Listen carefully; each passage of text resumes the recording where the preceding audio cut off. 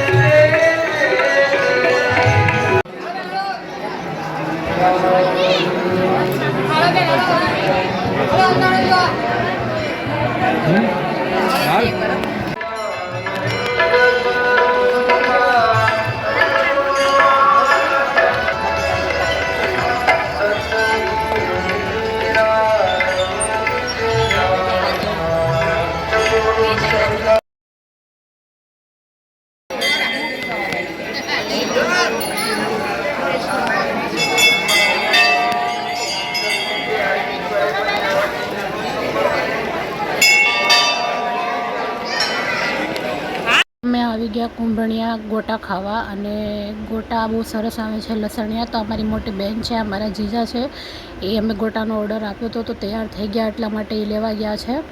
અને એમને જો આ લઈને આવ્યા, અને હવે અમે ગોટા ખાશું। ભૂખ લાગી હતી, ઉપવાસ હતો, એટલે અમે પછી ગોટા ખાધા। લસણિયા ગોટા બહુ જ સરસ આવે, તમે એકવાર ટ્રાય કરજો। મિસ્ટર ખમણની બાજુમાં જ છે, આ બંને ટ્રાય કરે છે। એટલે ટ્રાય તો નથી કરતા, અમે પહેલાં ખાધેલા જ છે, બહુ સરસ આવે। અને આ જો મારા હસબન્ડ ચટણી કાઢે છે, અને ગરમ ગરમ ગોટા હતા, બહુ સરસ હતા। તો એમને પહેલાં ફૂંક મારીને ઠંડુ કરે છે, અને હવે એમને પહેલાં મને ખવડાવશે। તો આ મેં જો ખાધું અને મજા આવી ગઈ, અને તમે પણ એક મજા આવી ગઈ। અને હા, તમે એકવાર જરૂર મુલાકાત લેજો પટેલ ગોટામાં। વરિયાવ પુલ છે ને એની આગળ છે, મિસ્ટર ખમણની બાજુમાં છે મિસ્ટર ખમણ।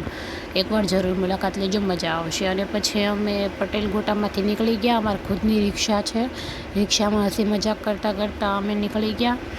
આ જો રસ્તાનો નજારો, અને પછી બસ નીકળી ગયા અમે ત્યાંથી। અને નીકળતા પહેલાં અમે એક ક્લિપ ઉતારી અમારા ચારેય જણની, જોઈ શકો છો તમે।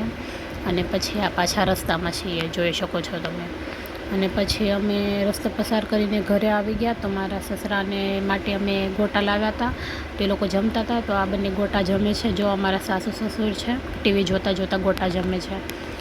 અને પછી આ ગુલાબજાંબુ ઘરમાં હતા, તો એ પણ મેં ખાધું, ઉપવાસ હતો એટલા માટે। અને આ બટાકાનું શાક બનાવ્યું હતું, અને આ હું કિચનમાં।